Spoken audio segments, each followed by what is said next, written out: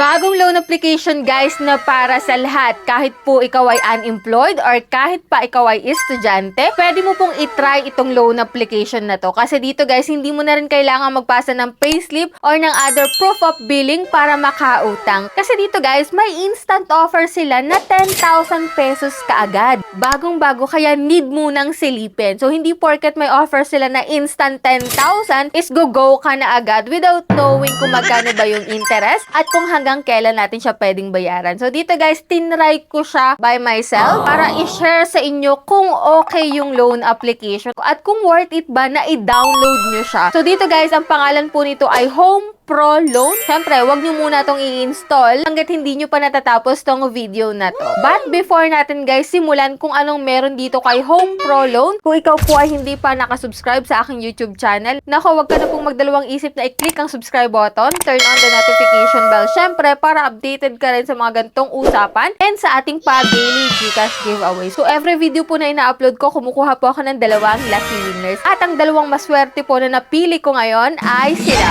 Yan, congratulations po sa inyong dalawa. Pwede nyo na po akong i-PM sa aking Gmail account. And for those na gustong sumali at hindi pa rin nananalo, o kaya naman ay kahit nanalo ka na, pwede ka pa rin pong sumali. Basta, don't forget to like this video, mag-iwan ng comment dyan sa comment section bilang entry mo sa ating pa-monthly cellphone giveaway, at please share na rin po. So much for that guys. Kung ikaw po ay naghahanap dyan ng mautangan online at talagang ikaw po ay kinulang sa budget, may bago tayong loan up na pag-uusapan. So, instant 10K daw po dito. Pero syempre, bago to, need muna nating silipin. So, if you're interested, keep watching.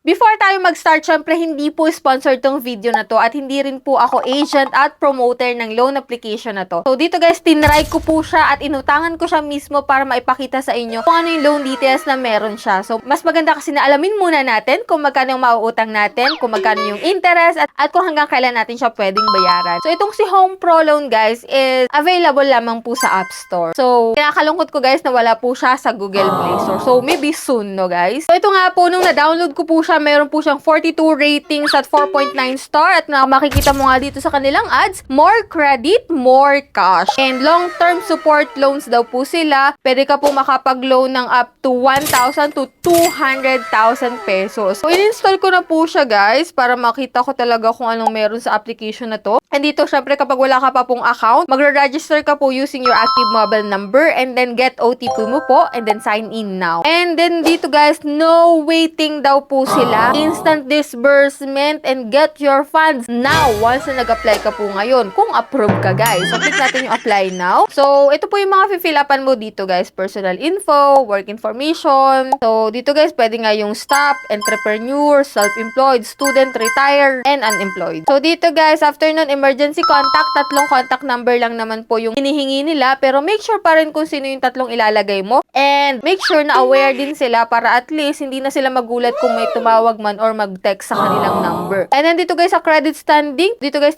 may ilang katanungan lang naman kung ikaw po ay may past due sa ibang loan application or kung may utang ka sa ibang loan app. And dito guys, sa ID information, so halos lahat naman po is pwede dito guys, basta valid ID. And after nun guys, sa bank information, pwede po siya sa e-wallet and bank transfer. So kung e-wallet po yung pinili mo, pwede po sa Gcash, Paymaya, and GrabPay. And yan, after ko ma-fill upan lahat po nun, and dito na nga meron po siyang product list na 700 to 30,000 pesos. So, may iba-ibang loan app na nakalagay, pero kay Home Pro Loan po tayo mag-a-apply. So, click natin yung arrow na yan, and then dito nga guys, 10,000 po yung offer. Instant 10K kaagad. Basta may one valid ID ka lang. Pero, tignan mo yung nandito guys. Service fee niya is 8 pesos lang. Wow! Talagang mababa. Interest niya daw po is 320 pesos. And yan, date of application ko is February 2, 2026 at due date ko daw po is June 2, 2026. So, kung titignan natin guys, no, February, March, April, May, June. So, 4 months to pay pala to ha. Pero dito guys, sa repayment plan, kung makikita mo, sa unang bayaran mo is sa March 14, 2026, 3,060. So, next month pa guys. So, after nun guys, is sa May 23, 2,740 at same amount po sa June na po ulit. So, dito guys, sa mga gantong loan application, so bibihira yung mga ganto, no, na 4 months to pay. Lalo't first time kang uutang sa loan app. So, sa tagal ko na rin umuutang sa mga loan application, wala pa po akong nakikita ng mga loan application na 6 months to pay. Sa first time mo talaga na mag-apply sa isang loan application. And, sobrang baba din talaga ng interest nila. 320, top service fee, 8 pesos. Anyway, let's see guys,